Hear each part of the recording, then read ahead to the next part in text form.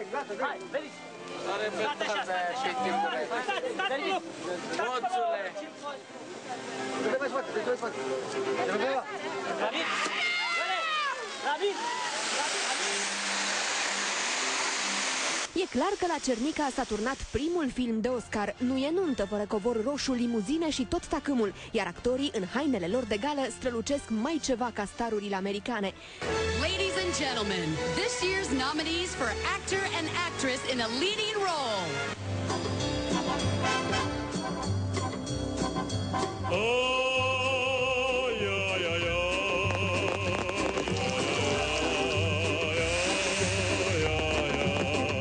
Capetele încoronate din Corbeanca, Cernica și Mogoșoaia s-au reunit la nunta celor mai tineri prinți, Alin și Genoveva. El are 18 ani, ea doar 13, dar iubirea dintre ei e mare. Am vorbit așa cu ea particular și am întrebat dacă vrea să fie soția mea. Și a fost de acord. Pe loc? Da. De cât timp sunteți împreună? De 3 ani de zi. Așa că ne cunoaștem unul pe altul, știm ce ne poate pielea și de asta ne-a acceptat din primul. N-aveam niciun dubiu că nu o să accept. Prinții de Corbeanca, Ana și Ramir, și-au reeditat nunta epocală, jucând de această dată rolul de nași. Au organizat totul până la cel mai mic detaliu.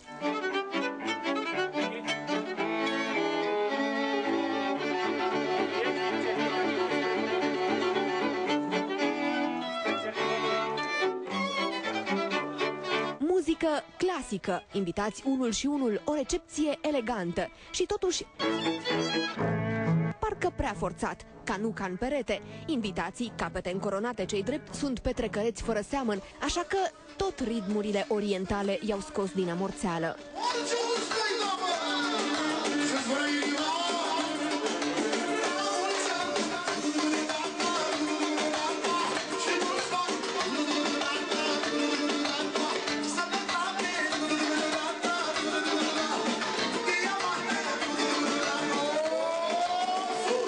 Peste 200 de invitați au umplut până la refuz restaurantul cu pricina. Bucuroși că neamul se mărește, regi și regine veniți din toate ținuturile au aruncat cu bani fără număr. 300 de la Făricel, 350 de la Făricel, 400 să ai vă. Chiar dacă mai are câțiva ani buni până va deveni majoră, Genoveva e sigură că s-a legat cu cel mai bun bărbat. Când v-ați cunoscut voi? De când eram noi mici, ne-am cunoscut pe internet. Da? Pe internet? A fost dragoste la prima vedere. La prima scriere pe net. Da. E drept că l-a cunoscut pe Alin în timp ce naviga pe internet, dar, spun amândoi, sunt făcuți unul pentru celălalt.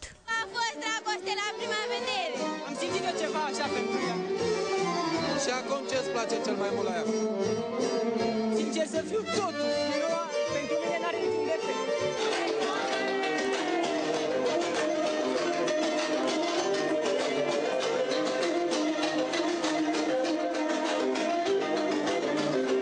Revenind la petrecere, doamne care mai șucare au strălucit în rochiile lor bătute cu pietre prețioase, aduse din străinătățuri. De la o nuntă regală nu te poți îmbrăca oricum.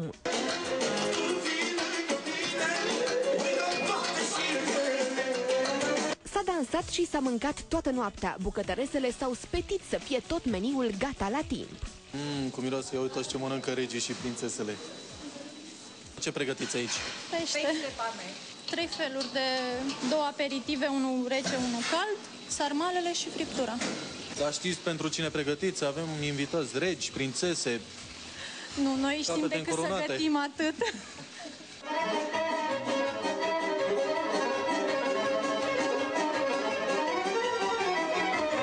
Să le dea Dumnezeu copii mulți, fericire, bani mulți și tot ce-și mai doresc ei în continuare și ani mulți împreună.